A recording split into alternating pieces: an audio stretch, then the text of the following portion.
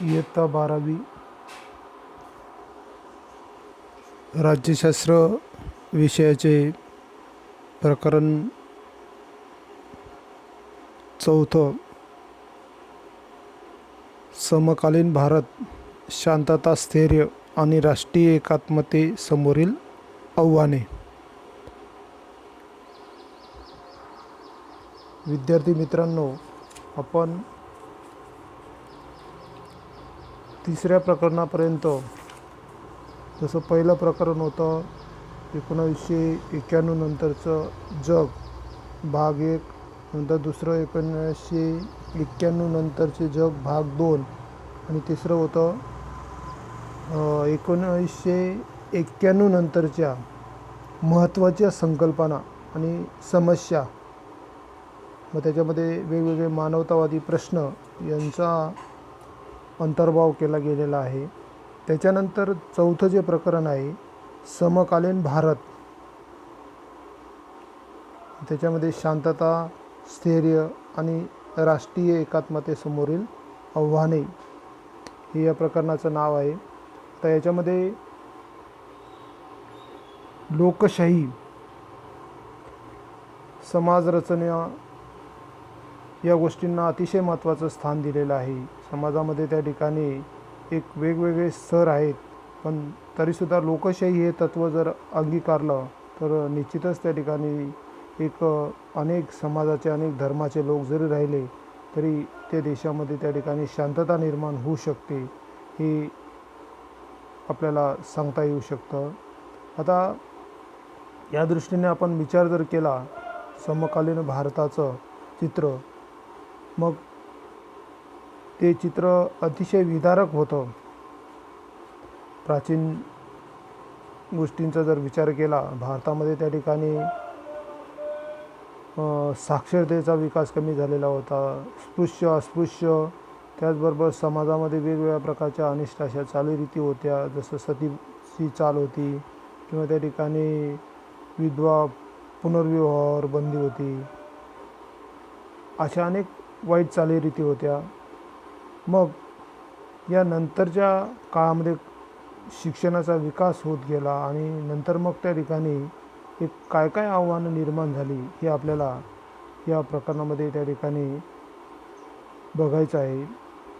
आता या ठिकाणी भारतातील स्थिती, धर्म, गरिबी, निरक्षरता आणि लोकसंख्येचा दबाव, त्याच्याबरोबर त्या ठिकाणी भाषिक असेल, वांशिक असेल, मोठ्या प्रमाणात विविधता, ही गुंतागुंतीची झालेली आहे. आपल्याला सगळ्यांना माहिती आहे भारतात अनेक धर्माचे, अनेक जातीचे लोक राहतात.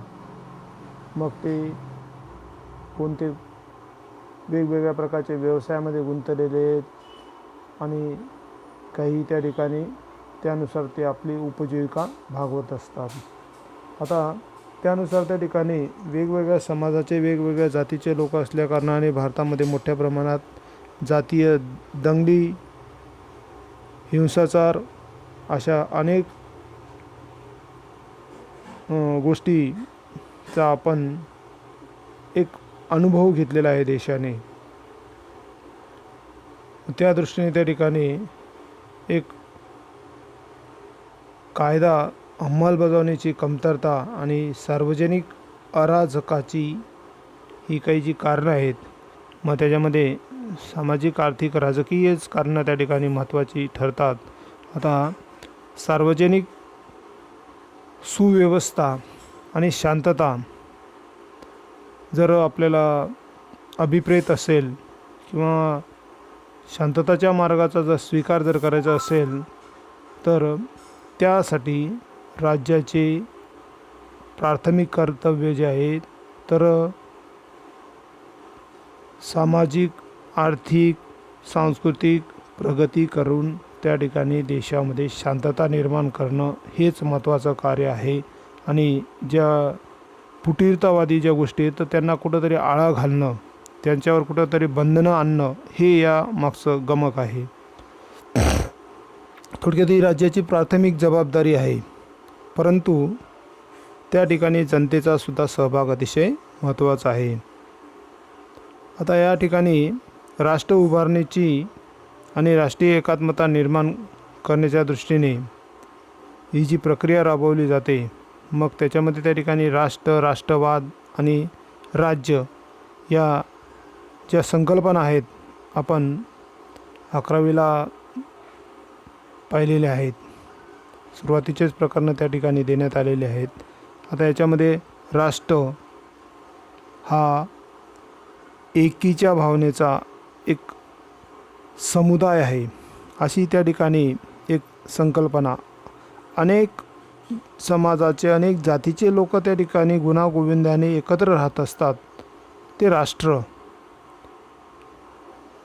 मग या ठिकाणी उदाहरणार्थ भारत हे एक राष्ट्र आहे.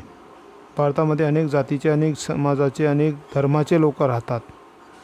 म्हणजे या ठिकाणी सामाजिक, सांस्कृतिक, राजकीय ओळख हा समुदाय जो आहे तर तो एक फक्त राष्ट्र हाच त्या ठिकाणी महत्त्वाचा घटक विचारात घेत असतो.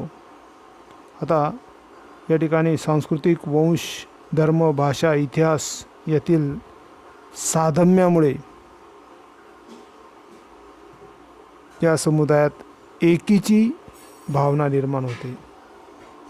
आता या ठिकाणी एकीची भावना निर्माण होणं म्हणजेच त्या ठिकाणी समानता निर्माण करण्याच्या दृष्टीने वेगवेगळे जरी धर्म, भाषा राहिल्या तरीसुद्धा एकता निर्माण करणं आणि शांतता निर्माण करणं हे यांचं कार्य राष्ट्राच्या दृष्टीने चालत असतं लोकांचं. आता राष्ट्रवाद ही एक राजकीय अस्मिता, त्या राष्ट्रामध्ये आपण राहतो त्या राष्ट्राबद्दल असलेलं प्रेम, त्याला राष्ट्रवाद असं म्हटलेलं आहे. म्हणजे स्वतःच्या या अस्मितेतून त्या ठिकाणी स्वतत्वाची एक प्रकारे जाणीव निर्माण करून जागृती निर्माण करणं, त्याला राष्ट्रवाद असं म्हटलेलं आहे. राष्ट्रवाद हा वांशिक, धार्मिक, भाषिक या दृष्टीने एकीची भावना निर्माण करणारा एक महत्त्वाचा घटक म्हणून याच्याकडे पाहिला जातो. आता राष्ट्रवादातील लोक सार्वभौम राज्याची मागणी करतात. सार्वभौम म्हणजेच त्या ठिकाणी कोणाच्याही नियंत्रणाखाली नसणं, म्हणजेच स्वतंत्र असं अस्तित्व निर्माण करणं, त्याला आपण सार्वभौम किंवा सार्वभौमत्व असं म्हणतो. या जुन्या संकल्पना आहेत. मागच्या वर्षी पण या संकल्पनांचा भाग केलेला आहे. आता एक स्वयंनिर्णयाचं हक्काची मागणी या ठिकाणी केलेली असते. म्हणजे राष्ट्राला एक राज्याच्या दिशेने घेऊन जाते. आता या ठिकाणी सार्वभौमत्व शासन संस्था, जसं राज्याचे आवश्यक 4 घटक कोणते? लोकसंख्या, भूप्रदेश, सरकार आणि सार्वभौमत्व. लोकसंख्या असेल तर राष्ट्र राहील, सरकार असेल, लोकांच्या संरक्षणासाठी सरकार आवश्यक आहे, त्याच्याबरोबर लोकसंख्या, त्याच्याबरोबर भूप्रदेश, सरकार लगेच भूप्रदेश आला. भूप्रदेश म्हणजेच राष्ट्र कोणत्या ठिकाणी निर्माण होईल? विशिष्ट भूप्रदेशावर. त्याच्यामुळे भूप्रदेश हा सुद्धा राष्ट्राच्या निर्मितीसाठी अतिशय महत्त्वाचा घटक आहे. आणि सार्वभौमत्व म्हणजेच त्या ठिकाणी ते स्वतंत्र आहे, ते राष्ट्र आहे. उदाहरणार्थ भारत हे एक राष्ट्र आहे, ते स्वतंत्र राष्ट्र आहे. म्हणजे अशा पद्धतीने त्या ठिकाणी राष्ट्र निर्माण होण्यासाठी हे 4 घटक आवश्यक असतात. आता राज्यामधील लोक जसं वेगवेगळे धर्म, वंश, भाषा असू शकतात, पण लोकांमध्ये एक स्वतःची वेगळी ओळख असण्याची जाणीव असू शकते, परंतु तरीसुद्धा ते एक दिलानं राहतात. आता यामध्ये जसं त्या ठिकाणी आम्ही मराठी, तामिळ, गुजराती, हिंदी अशा वेगवेगळे प्रदेशामधील लोक जरी राहिले, पण ते एका देशामध्ये राहतात, एका राष्ट्रामध्ये राहतात. ही त्यांची त्या ठिकाणी महत्त्वाची पहिली भावना आहे. म्हणजे एक समाज परिवर्तन यासारखे उद्दिष्ट एक राज्याची भूमिका याच्यातून स्पष्ट करतात. म्हणजे राष्ट्रवाद हा या ठिकाणी आपण बारकाईने जर विचार केला तर राज्याला राष्ट्रीय ऐक्य एकता निर्माण करण्याच्या दृष्टीने राष्ट्रवाद हा घटक अतिशय महत्त्वाचा आहे. राष्ट्रीय एकात्मता साध्य करण्याची त्याच्यामध्ये जागृती जाणीव असते. म्हणजे एकात्मता साध्य करण्याच्या दृष्टीने राज्याची भूमिका कोणती अजून, त्याच्यामध्ये पहिला महत्त्वाचा मुद्दा आहे राष्ट्रवाद. म्हणजे त्या लोकांमध्ये त्या प्रदेशाबद्दल अस्मिता निर्माण करणं, त्याला राष्ट्रवाद असं म्हटलेलं आहे. धर्मनिरपेक्षता, सर्व धर्मियांना सामावून घेणं. लोकशाही म्हणजे सर्वांना त्या ठिकाणी योग्य पद्धतीने न्याय देणं, लोकशाही पद्धतीने. ही जी मूल्य आहेत याच्यातून त्या ठिकाणी त्या राष्ट्राची आर्थिक प्रगती आणि त्याच्यातून समाज परिवर्तनाची उद्दिष्ट साध्य करणं ही राष्ट्राची एक महत्त्वाची भूमिका आहे. ती आपल्याला पुढील मुद्द्यांच्या आधारे स्पष्ट करता येईल. विकासाच्या बाबतीत, समाज परिवर्तनाच्या बाबतीत एक राष्ट्राची भूमिका काय आहे. पहिली जी भूमिका आहे शांतता आणि सुव्यवस्था. आता शांतता आणि सुव्यवस्था म्हणजे राज्य आणि समाजात शांतता आणि सुव्यवस्था प्रस्थापित करण्याचं काम एक महत्त्वाची जबाबदारी शासन व्यवस्थेवर असते. मग त्यांना संरक्षण देणं, राष्ट्र उभारणीचं कार्य करणं. मग या दृष्टीने राजकीय व्यवस्थेचं अस्तित्व एक टिकवण्याच्या दृष्टीने आपल्याला या देशातील परिस्थितीमुळे कुठल्याही प्रकारचा धोका निर्माण होऊ नये, संरक्षणाच्या बाबतीत त्या ठिकाणी काळजी घेणं, त्याचं अस्तित्व टिकवणं आणि त्या दृष्टीने त्या ठिकाणी एक महत्त्वाचं कार्य एक राष्ट्राला करावं लागत असतं. यात राज्याची भूमिका, राज्य आणि राष्ट्र या संकल्पना एकमेकाशी त्या ठिकाणी समायोजन साधणारे आहेत. त्याच्यानंतर दुसरा मुद्दा आहे आर्थिक प्रगती. तर आर्थिक प्रगती जर करायची असेल तर देशाची आर्थिक प्रगती आपल्याला कशामुळे करता येते. साधारणपणे उद्योगधंदे देशात वाढले पाहिजे, मोठ्या प्रमाणात औद्योगिक विकास देशाचा झाला पाहिजे, तेव्हा देशाची आर्थिक प्रगती होत असते. परकीय चलन मोठ्या प्रमाणात मिळत असतं. उद्योगातून त्या ठिकाणी एक मोठ्या प्रमाणात मालाची पक्का माल तयार करून तो निर्यात केला जात असतो आणि परकीय चलन मिळत असतं आणि आर्थिक प्रगती होत असते. त्याच्याबरोबर कृषी विकास, कृषीमध्ये तंत्रज्ञानाचा विकास करणं, आधुनिक पद्धतीचा अवलंब करणं आणि आर्थिक प्रगतीसाठी अजून राज्याने एक महत्त्वाची भूमिका राबवणं. व त्याच्यामध्ये त्या ठिकाणी पायाभूत सुविधांमध्ये वाढ करणं. एक देशातील जो खालचा स्तर आहे तर त्यांना योग्य त्या ठिकाणी लोकशाही पद्धतीने न्याय मिळवून देणं, त्यांना सोयी सवलती उपलब्ध करून देणं, लोकांचे आर्थिक हित कुठं साध्य होईल त्या दृष्टीने पावलं उचलणं. म्हणजेच एकंदरीत समाजवादी व्यवस्था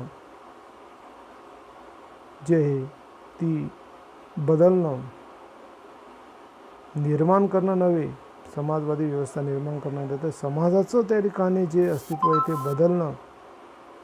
म्हणजे आर्थिक प्रगतीसाठी राज्याने एक वेगवेगळ्या प्रकारच्या नवनवीन सुविधा उपलब्ध करून देणं, म्हणजे राष्ट्र उभारणीच्या कार्यात राज्यानं महत्त्वाची भूमिका बजावणं.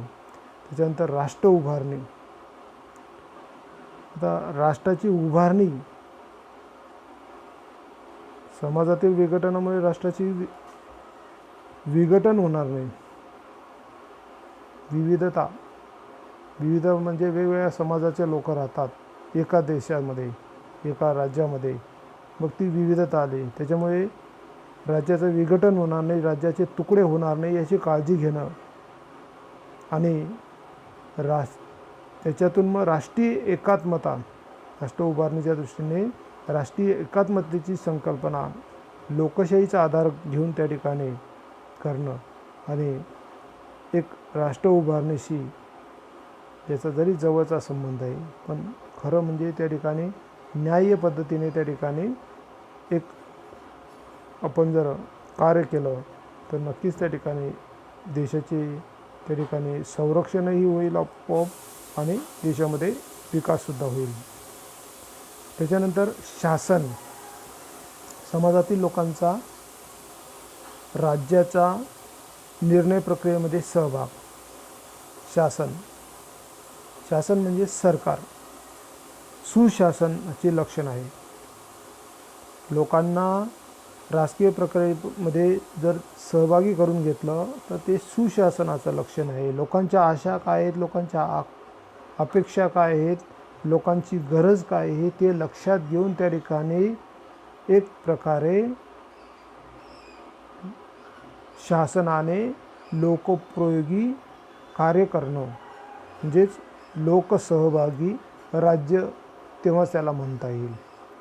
त्याच्यानंतर पुढचा मुद्दा आहे लोककल्याण. तर सामाजिक न्याय, वाजवीपणा,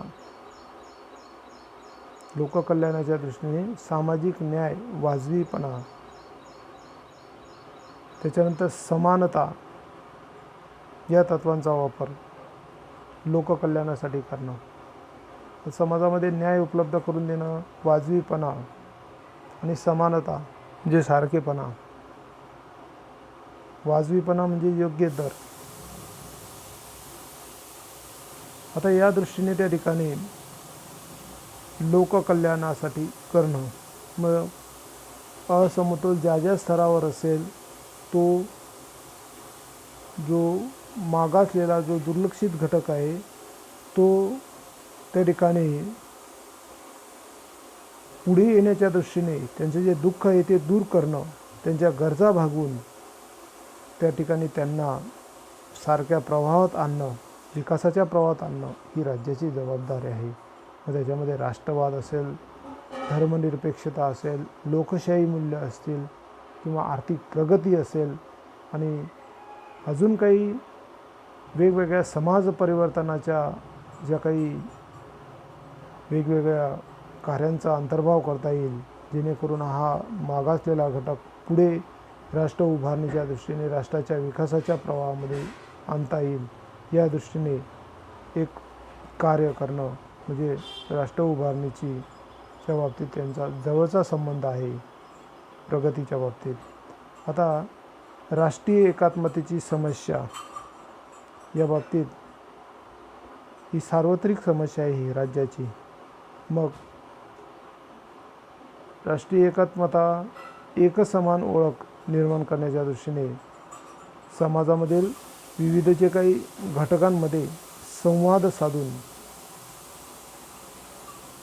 साधून सलोखा निर्माण करणं. आता ही विविधता सामाजिक, सांस्कृतिक आणि प्रादेशिक, त्याच्यानंतर धार्मिक, भाषिक व आर्थिक स्वरूपाची असू शकते. तरीही एका राष्ट्रीय ओळख असणे म्हणजेच राष्ट्रवाद होय. आपल्या देशाचं कुठेतरी एक वेगळं वलय निर्माण करणं ही एक राष्ट्रीय ओळख म्हणजे राष्ट्रवाद होय. आम्ही त्या राष्ट्राचे आहोत, त्या राष्ट्राबद्दल आमच्यामध्ये आवड निर्माण करणं. जसं चीन लोक त्या ठिकाणी किंवा पाकिस्तानी आपल्या देशावर त्या ठिकाणी आक्रमण करतात त्यावेळेस आपले भारतीय सैन्य कशा पद्धतीने आक्रमक पद्धतीने त्या ठिकाणी राष्ट्रवादची भूमिका बजावतात आणि त्यांना वठणीवर आणतात. अशी ओळख निर्माण होण्यासाठी राष्ट्रवाद जे राष्ट्रीय एकात्मतेचा पुरस्कार करतो.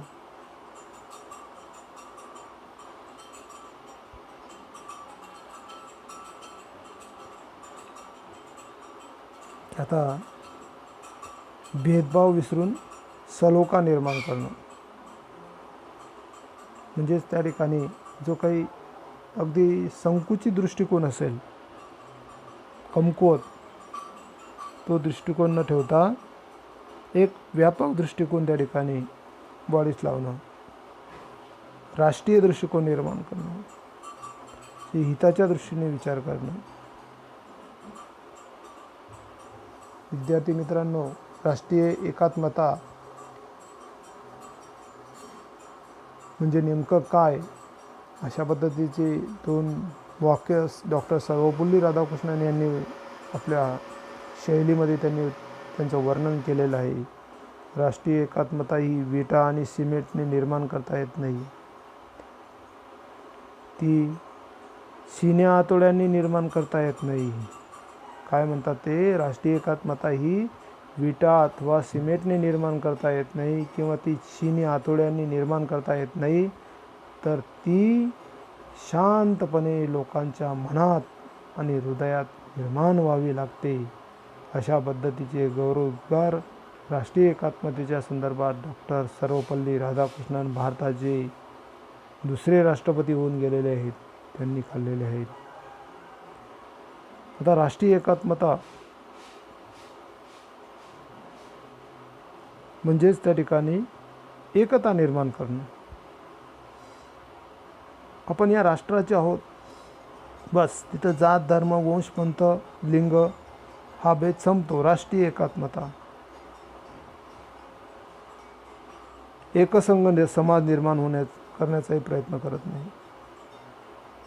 ती फक्त गटाच्या ओळखीपेक्षा राष्ट्रीय ओळख, आम्ही त्या राष्ट्राचे आहोत याचा प्रयत्न केला जातो राष्ट्रीय एकात्मतेतून. जेव्हा आपण म्हणतो मी भारतीय आहे, तेव्हा ती राष्ट्रीय ओळख असते, ही राष्ट्रीय ओळख असते. पण ज्यावेळेस तामिळ आहे, आम्ही तामिळ आहे, आम्ही मराठी आहेत, आम्ही गुजराती आहेत, आम्ही पंजाबी आहेत, हिंदू, शीख, मुस्लिम, ख्रिश्चन आहेत, ही दुय्यम ओळख पुसून टाकल्या जात नाही. आतमध्ये मी या देशाचे आहोत, परंतु या राष्ट्रीय ओळखीपेक्षा त्या गौण ठरतात. अमेरिकेमध्ये खूप छान वर्णन त्यांच्या राष्ट्रीय ओळखीच्या बाबतीत केलेले आहे. या सामाजिक राजकीय व्यवस्थेला कोशिंबिरीचा वाडगा, त्याला इंग्रजीमध्ये सॅलेड बाउल असं म्हटलेलं आहे. म्हणजे कोशिंबीर जर म्हटली तर त्याच्यामध्ये त्या ठिकाणी अनेक वेगवेगळ्या प्रकारचे, जसं मिरची असते, त्याचबरोबर त्या ठिकाणी अजून काही पालक वर्गीय भाजीपाला असतो, त्याच्यानंतर अजून चटणी टाकलेली असते, अजून टोमॅटो असतो, असे वेगवेगळे पदार्थ टाकून तिच्या जसं पद्धतीने चव तयार करण्यात आलेली असते, तशा पद्धतीने त्या ठिकाणी वर्णन कोशिंबिरीचा वडगा सामाजिक राजकीय व्यवस्थेला, म्हणजे आपली सामाजिक व्यवस्था ही वेगवेगळ्या प्रकारच्या समाजाच्या भावनाशी संबंधित आहे. ती कोशिंबिरीच्या वाडगासारखं वर्णन त्या ठिकाणी अमेरिकेने केलेलं आहे. प्रादेशिक, वांशिक, भाषिक, धार्मिक विविधता, या ठिकाणी प्रादेशिक आली, वांशिक आली, धार्मिक आली, भाषिक आली, ही विविधता राष्ट्र मान्य करतं. त्याचबरोबर एवढं असून सुद्धा एकीची भावना दृढ आणि बळकट करतं, हे याचं एकात्मतेचं सार आहे.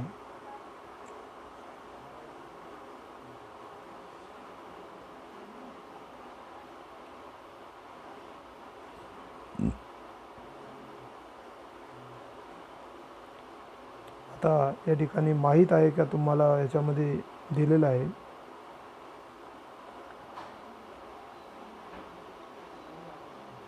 मीटिंग पॉट आणि सॅलड बाउल. अमेरिकेमध्ये या अमेरिकी समाजाचं वर्णन करण्यासाठी मीटिंग पॉट ही संकल्पना वापरली जाते. यामागची बघा मूळ संकल्पना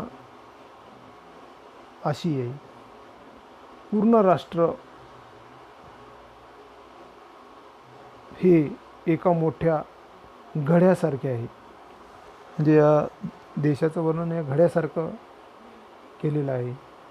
घड्या अमेरिकेत ज्यावेळेस कोणत्याही देशातील व्यक्ती या घड्यामध्ये येते आणि कालांतराने त्या ठिकाणी असलेली अमेरिकी व्यवस्था, तेथील समाज याच्याशी ती एकरूप होते. मग प्रत्येक संस्कृतीची, व्यक्तीची संस्कृती, ओळख त्या व्यक्तीला विरघळून जावी लागते. जसं आम्ही इटालियन आहे, आम्ही फ्रेंच आहे, जर्मन आहे, आशियन आहेत, भारतीयन आहेत, वगैरे वगैरे आहेत, हे विरघळून जावे लागते आणि एक नवीन अमेरिकी संस्कृतीमध्ये आपण पदार्पण केलेलं आहे. अमेरिकी घड्यामध्ये पदार्पण केलेलं आहे आणि तिचा आपल्याला अंतर्भाव करावा लागेल. त्या अमेरिकी संस्कृती तयार होते. त्या संस्कृतीलाच सॅलड बाउल ही संकल्पना विचारात घेतलेली आहे. म्हणजेच आपण वेगवेगळ्या देशातून आलेले जरी आहेत, पण अमेरिकन संस्कृतीचा आपल्याला इथं येऊन स्वीकार करावा लागेल आणि तिथलं त्या ठिकाणी एक चालीरीती, तिथलं त्या ठिकाणी सगळ्या परंपरा आपल्याला जपाव्या लागतील.